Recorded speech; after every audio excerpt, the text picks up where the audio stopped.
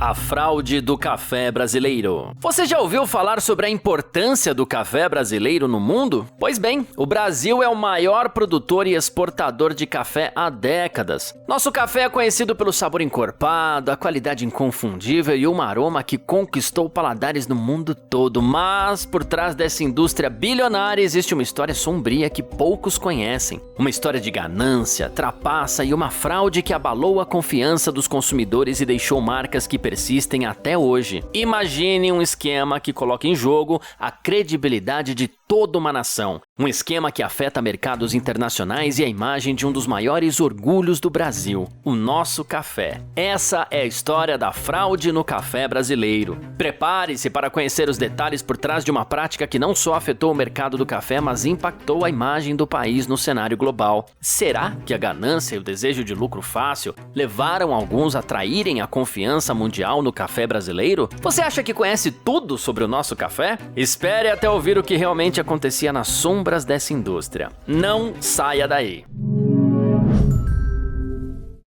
A ascensão do café brasileiro. A história do café no Brasil começa há séculos. Desde o início, o Brasil se mostrou um território fértil e ideal para o cultivo de café. As condições climáticas, o solo e a mão de obra permitiram que a produção de café se tornasse uma das principais atividades econômicas do país. Na segunda metade do século XIX, o Brasil já era o maior exportador de café do mundo. O ouro verde, como era chamado, gerava riqueza, empregos e colocava o Brasil em uma posição de destaque no comércio internacional. Esse comércio estabeleceu rotas e parcerias com países ao redor do mundo, fazendo do café um símbolo de orgulho nacional e, para muitos brasileiros, um meio de sustento e prosperidade. O café se tornou, na época, sinônimo de luxo e sofisticação. As cafeterias e salões das grandes cidades recebiam as elites que desejavam saborear a bebida, aumentando ainda mais a demanda e a valorização do produto. Mas, como toda história de sucesso, essa também tem seu lado obscuro. A pressão para aumentar as exportações e atender a demanda mundial crescia de forma exponencial.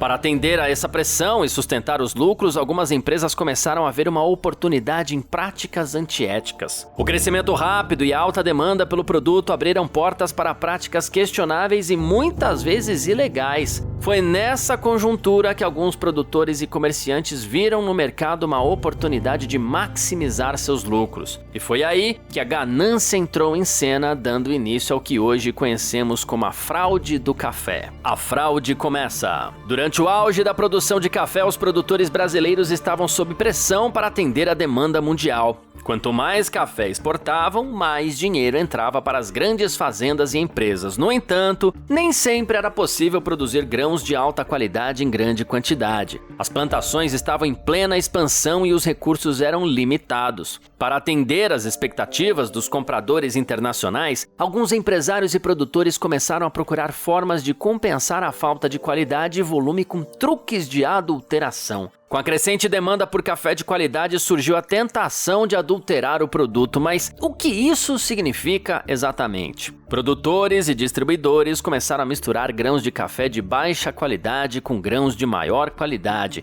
e em muitos casos, até mesmo a incluir materiais que não eram café. As técnicas eram engenhosas. Alguns lotes incluíam cascas, paus, resíduos de outras plantas e até impurezas. Havia relatos de lotes misturados com milho torrado, cevada e até mesmo pedras moídas para aumentar o peso do produto. O objetivo era simples: reduzir custos e aumentar os lucros sem que os compradores percebessem. Era uma prática que na época parecia uma maneira inteligente de enfrentar a concorrência e maximizar ganhos, mas, como veremos, essa prática trouxe consequências graves. O café adulterado no mercado internacional. Com o tempo, o café brasileiro começou a ser visto com desconfiança por compradores internacionais. Alguns relatavam que o café comprado não tinha o mesmo sabor e qualidade de antes. O Brasil havia construído uma reputação sólida como um dos melhores produtores de café do mundo, porém, essa reputação começou a ruir. A deterioração da qualidade do café começou a alarmar distribuidores e consumidores, principalmente na Europa e nos Estados Unidos, mercados que prezavam pela qualidade do produto. Os consumidores estavam acostumados a um café puro, encorpado, com aroma e sabor intensos, mas o café que recebiam era inconsistente, de qualidade inferior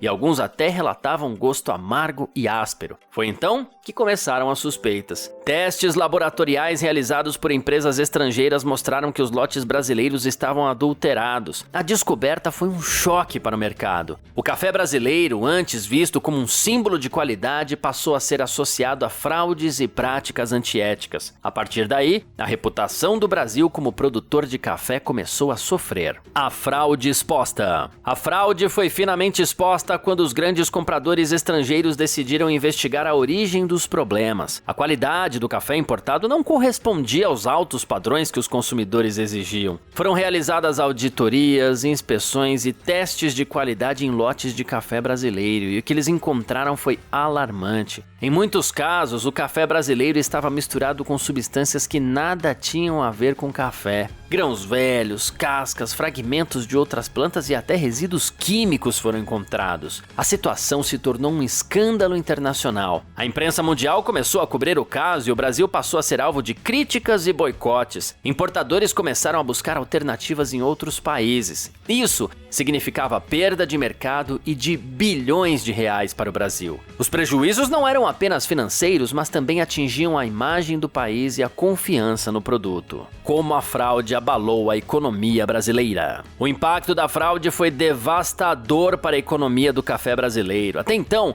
o Brasil dominava o mercado mundial, mas agora enfrentava a concorrência de outros países emergentes. O lucro das exportações começou a cair e muitos produtores honestos foram prejudicados por causa de alguns que decidiram agir de forma antiética. Além disso, o governo brasileiro se viu pressionado a responder à crise. Afinal, o café era um dos pilares da economia nacional e a reputação do país estava em jogo. O impacto também foi sentido nas famílias brasileiras, principalmente nas áreas rurais, onde o café era o principal meio de sustento. Muitas fazendas tiveram de fechar ou reduzir drasticamente suas operações devido à queda nas exportações e na receita. Medidas de regulamentação e fiscalização. Para tentar reverter o prejuízo e restaurar a confiança no café brasileiro, o governo implementou medidas rigorosas de regulamentação. Novas leis foram criadas para punir quem adulterasse o produto e garantir que o café exportado atendesse a padrões mínimos de qualidade. As autoridades intensificaram a fiscalização nas plantações, nas empresas exportadoras e nos portos, mas será que essas medidas foram suficientes para reconquistar o mercado? Apesar dos esforços, o dano já estava feito e o Brasil levou anos para se recuperar totalmente. A lição da fraude do café. Essa fraude nos ensina sobre os perigos da ganância e as consequências de práticas antiéticas. A qualidade e a integridade são valores fundamentais em qualquer negócio. Quando são quebrados, as consequências são severas e de longo prazo. A história da fraude no café brasileiro serve como um alerta para qualquer setor que busque o crescimento a qualquer custo. A indústria do café no Brasil precisou se reinventar, adotar padrões rigorosos de qualidade e provar dia após dia que era capaz de entregar o produto que o mundo esperava. Mas ainda resta uma pergunta: como garantir que fraudes como essa não se repitam? Essa é a pergunta que fica no ar. A fraude do café brasileiro é uma história sobre como decisões erradas podem afetar uma indústria inteira e até a imagem de um país. Hoje, o Brasil continua a ser o maior produtor de café do mundo e recuperou a sua credibilidade, mas as cicatrizes dessa época ainda permanecem. Essa história nos lembra da importância da ética e da transparência, especialmente em mercados tão amplos e lucrativos quanto o café. Agora, fica a questão: será que aprendemos realmente a lição? Ou ainda existe o risco de que a história se repita? Deixe seu comentário e compartilhe sua opinião sobre essa questão. Se você gostou dessa história e quer saber mais sobre outros casos que marcaram a economia e o mercado global, curta esse vídeo,